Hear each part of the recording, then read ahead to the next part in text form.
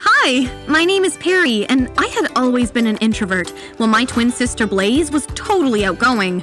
She was so fun-loving that she could easily make friends with random strangers and express herself. I loved my sister very much, but I could never show it to her, while she, on the other hand, made sure that I got a regular reminder of her love for me. On every special occasion, Blaze gave me a handmade greeting and a gift, but I never gifted her anything.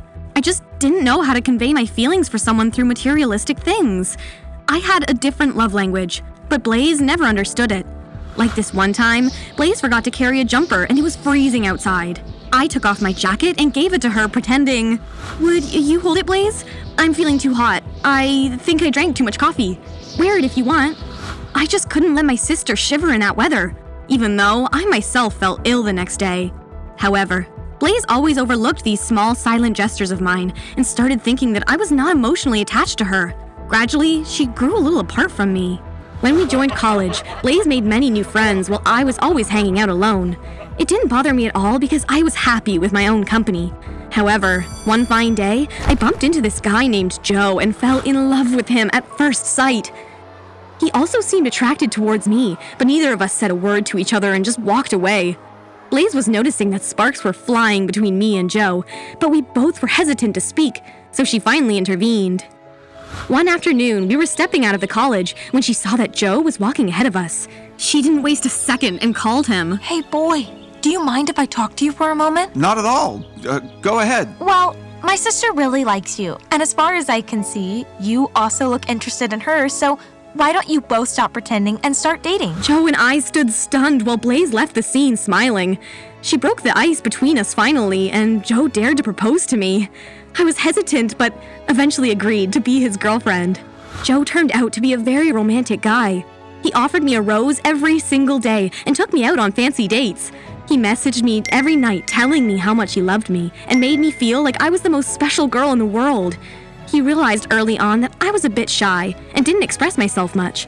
He was okay with it, but then his birthday came and everything changed. He had thrown a warm, cozy party at his house. There were around 5 close friends of his, and everyone had brought an exclusive, personalized gift for him except me.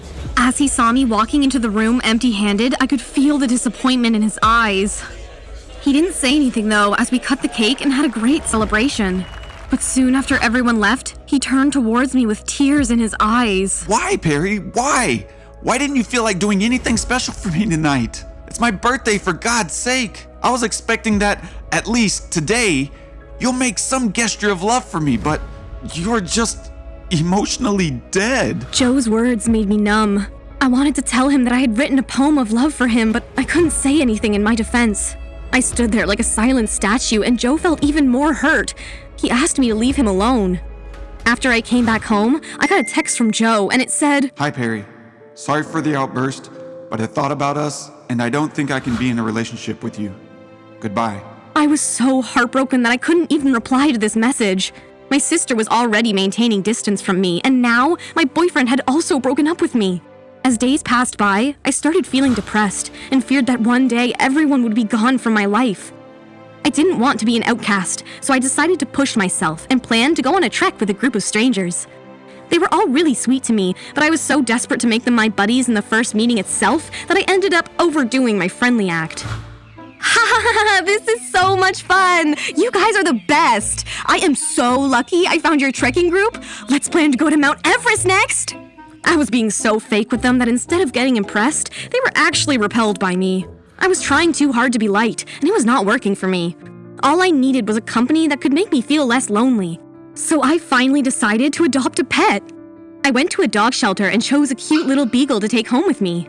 But the moment I bent down to pick him in my lap, he ran away. I felt brutally rejected when the caretaker said that maybe the dog didn't like me at all. At that moment, I felt like an absolute loser who wasn't liked by anyone, be it humans or animals. Next morning, when I woke up, my parents surprised me big time. They were going on a month-long Europe trip and looked pretty excited for it. The fact that my mom and dad had a more happening life than me made me feel worse. Why didn't you plan this trip with me? I also want to come with you and see Europe. Why aren't you taking me along? They couldn't because they were going with a group of adults and kids were not allowed to join them. Blaze didn't care much as they left because she had a big friend circle to keep her engaged, but I ended up feeling more lonely. Mom and Dad were happily posting their pictures from Europe on Instagram, and I was hating it. It felt like they were intentionally rubbing salt into my wounds. Little did they know that their pictures were not only upsetting me, but also encouraging a group of robbers to attack our house. One night, Blaze was sleeping tight after partying hard with her friends while I was wide awake writing my daily journal, when suddenly I heard someone tiptoeing into my parents' room. The lights were off, and I didn't want to alert the intruders, so I quietly slipped into Blaze's room and tried to wake her up. "Hey, listen! Someone has broken into our house! We gotta get out!" Blaze couldn't make sense of anything I said and muttered in her sleep. Go away, Perry. Don't disturb me. I tried to shake her up, but she didn't move at all. Just then, one of the robbers happened to see me through the ajar door, and I panicked. Before he could step in and pound on us, I sprinted and locked the door. The robbers must have assumed that there was no one in our house, but the moment they saw me and Blaze, they got worked up. They didn't want to leave any witnesses, so they planned to catch and get rid of us before they robbed our stuff. I overheard their conversation from the other side of the door.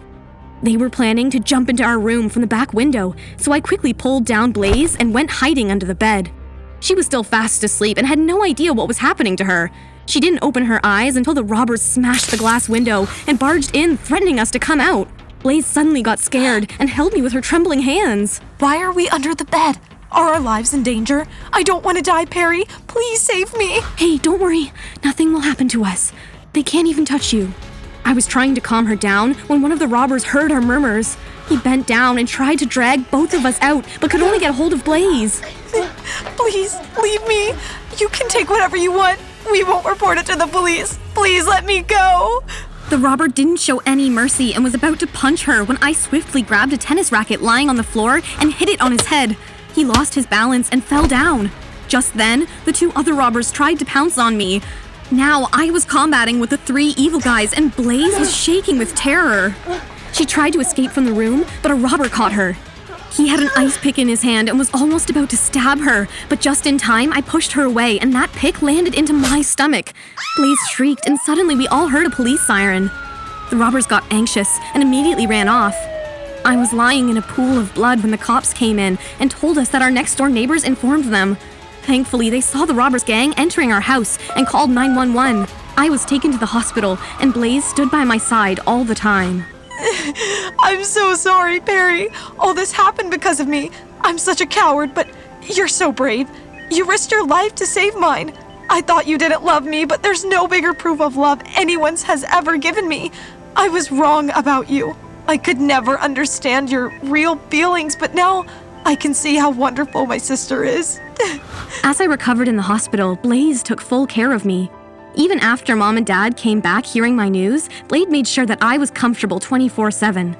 I was glad that Blaze and I were both safe and together, but there was one thing that was still bothering me. I couldn't stop thinking about Joe and how he broke up with me.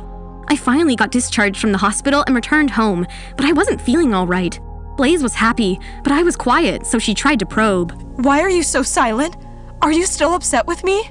I shaked my head and smiled, but Blaze sensed that something was wrong. Days passed by and I didn't leave my room. Blaze often tried to cheer me up by playing various games with me, but I always made an excuse that I was tired.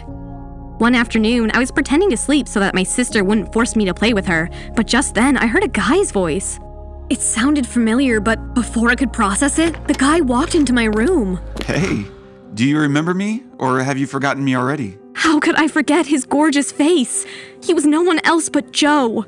I thought he had come to just check on me and would leave after showing some sympathy, but he had something else in mind. He brought out a bouquet of 100 roses and offered it to me, saying, We didn't meet for 100 days, so here's a rose for every day I missed seeing you. I love you, Perry, and I know you love me too. I'm sorry I couldn't see it earlier, but now I've read your journal and the poem you wrote on my birthday.